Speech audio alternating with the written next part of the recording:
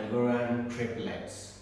In our previous classes, we've done justice to the Pythagoras theorem, how to use them in solving questions. Today, I want us to take a look at the triplets. What does it mean? Now, let us look at this is a triangle.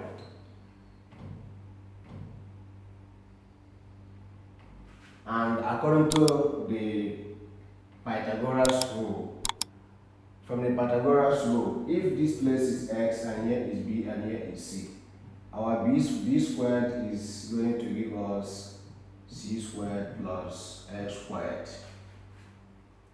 Now, I remember we have three terms here, 1, 2, 3. Now, if all these things are numbers, and these three numbers obey this law, then that means these three numbers are Pythagorean triplets. So what am I saying? Take a look at this. We have 3, 4, 5. This is 3, 4, 5.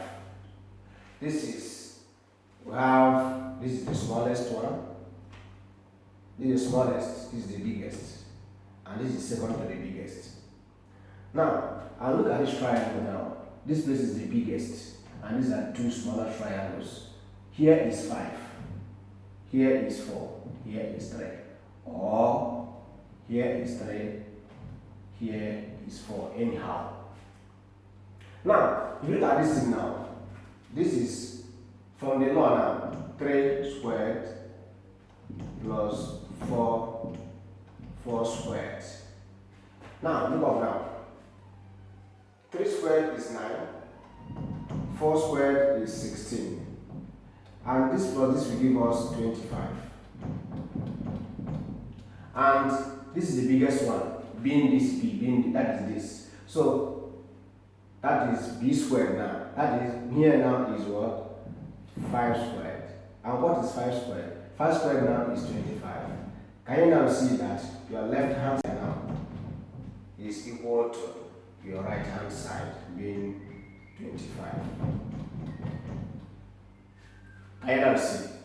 So that is to say, I look at it now, you find out that this, because 1, 2, 3 obey this law, these are Pythagorean triplets. Is that understood? Alright, let us check this one out now. Let's check this one out.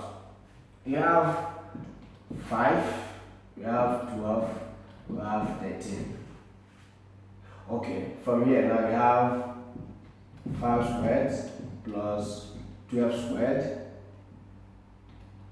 equals what now? Let's check if it will give us 13 squared. What is 5 squared? 5 squared now is 25. What is 12 squared? 12 squared now is 144. And what is 13 squared? 13 squared now is 169. So let us check if this plus this will give us this. So 25 plus this one, that is 169 equal to 169. Can you now see that your left hand side is equal to right hand side? Therefore, these are Pythagorean triplets. So that is what it means. Alright. Okay, now let us check this one now.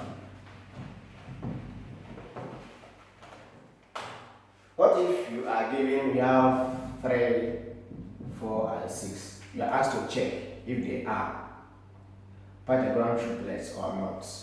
From the law, 3 squared plus 4 squared equal to 6 squared.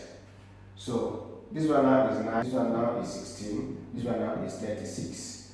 This one now is 25, this one now is, can you now see? They are not. So in this case, you write it like this. That 3, 4, and 6 are not Pythagorean triplets. Therefore, 3, 4, and 6 not Pythagorean triple.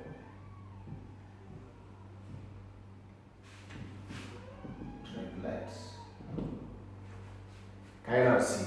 So that is all about the Pythagorean triplets. Alright. In case you don't very much from the first part, you are welcome. This is Ejimofor tutorial. Please kindly follow us in all our social media platforms. Consider subscribing to our YouTube channel so that once I upload a new content, you will be the first person to see it. Thank you so much.